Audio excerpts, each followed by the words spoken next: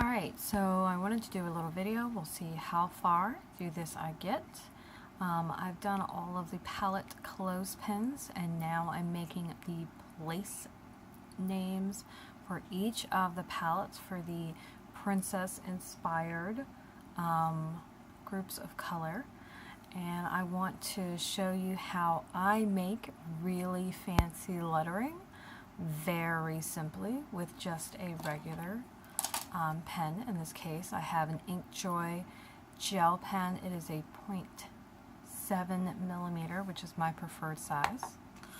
And I took memorable quotes from songs, for the most part, for all of the princesses.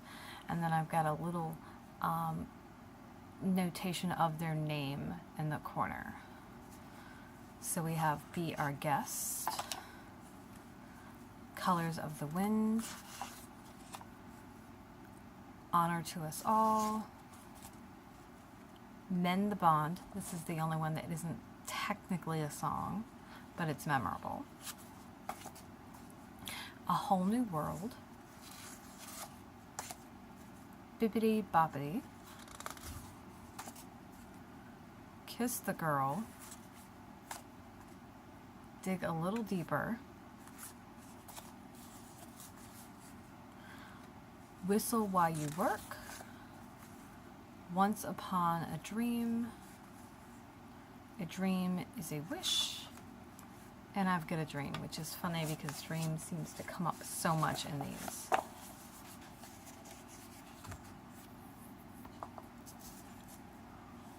So we're gonna move this down, and hopefully you can see a little better, and here we go. So as you can see, I went ahead and very loosely, in a script-like bit of handwriting, wrote down the quote that I'm going to use. I'm using a black pen, so I don't have to worry about lines showing through. If you were using a lighter color, you would want to have a reference and then just freehand with a pen, because otherwise you're going to see the pencil lines and you're not going to be able to do anything about them unless you go over them in black ink.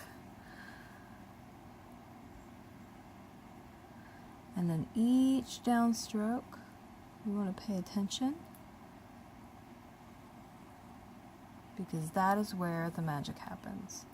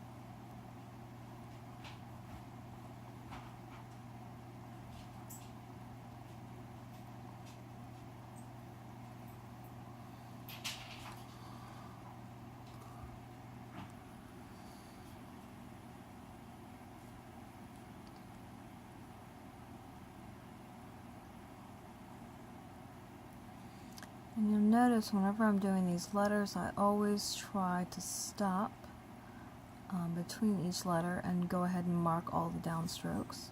Some letters, like R, can be continued on into the next letter, and a lot of people do that, but you can stop whenever you want.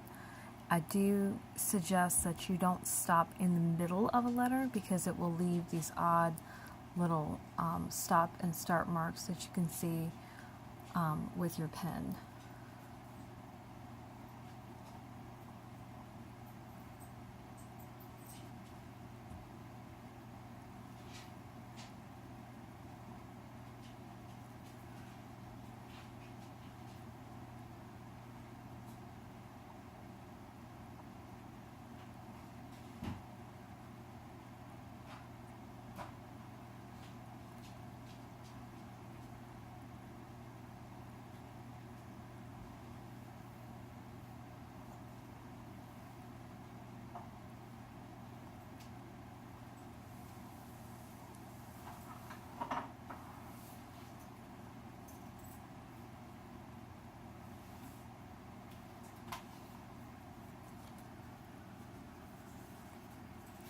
And there you go. There is the first one, and I won't trouble you with the outlining of that. That's going to be really boring.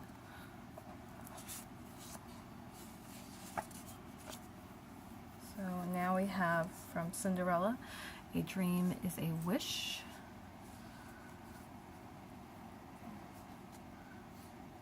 Let's see if we can move this down a little farther. Whoop. There we go.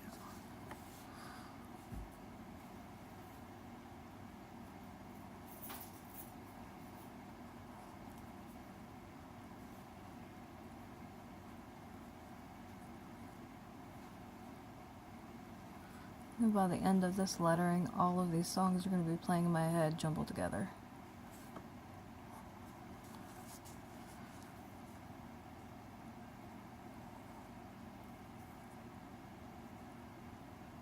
And remember, if you are using something like black, where it's going to cover all of the pencil marks, if you don't copy the lines exactly, it doesn't really matter.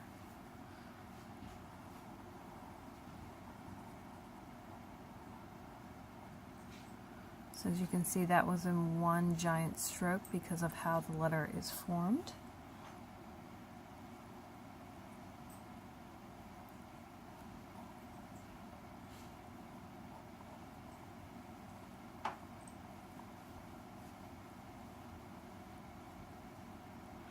And as I'm coloring these, I'm making sure not to press too hard in any one particular place, because what ends up happening is you'll have these grooves from doing that. I'm going to move this up just a little bit and see if that clears it up a little bit.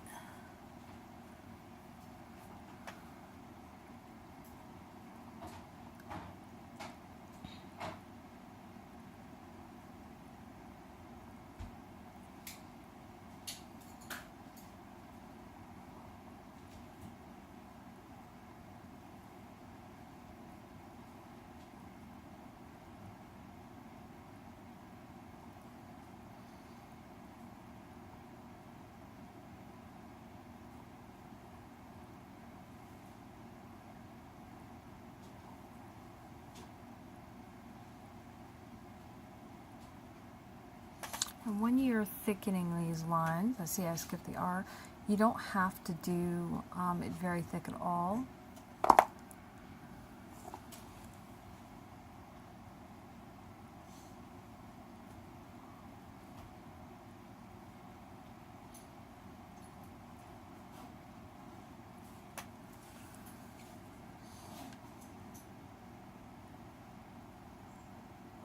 The S is another one you can do all together.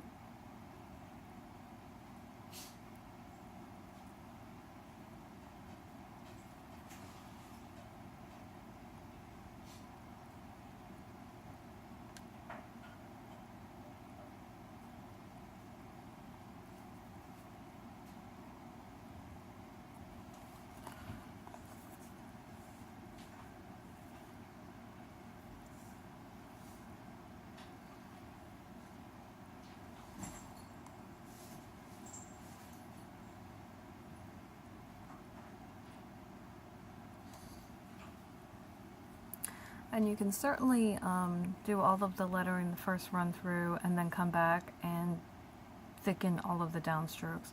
I find it's easier to remember where my downstrokes are if I just thicken them as I go, which is just a personal preference of mine.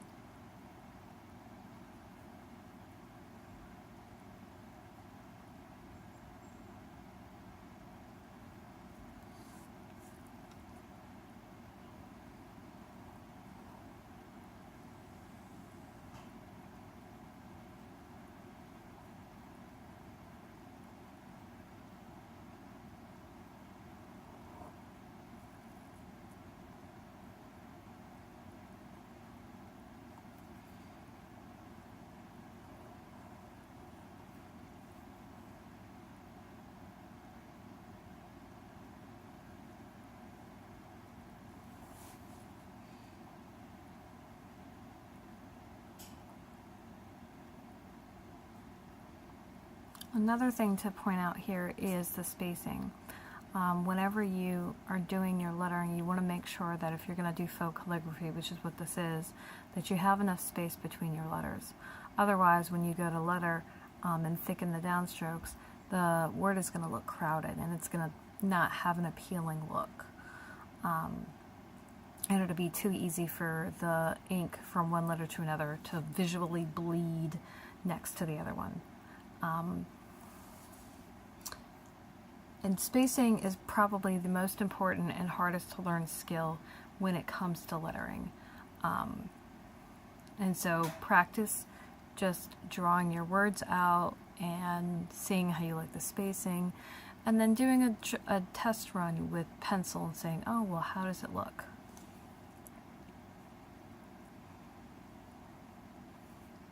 And another final important point is deciding on where you're going to put your thickened lines. So as you can see, I've got one right here on this side. If I were to thicken this side of the H, what would end up happening is this would be crowded and it would bleed together. So I'm going to make the executive decision right now to thicken this side of it. Now, that is not always the case. Sometimes when there's enough spacing between the lines, it doesn't matter. And then sometimes when you have letters that are in the middle of the word, you can't really choose a better one. You can just choose the best one of the two, and that's the best you can do.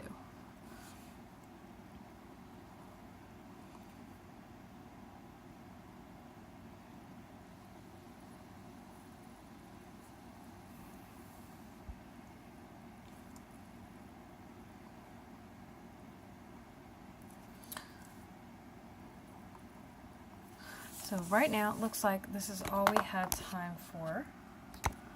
And I'll go ahead and move that up. I'm going to go ahead and stop the video here. I will probably charge my phone and do some more lettering and just put up all of the successive videos all together so you can see each of them lettered.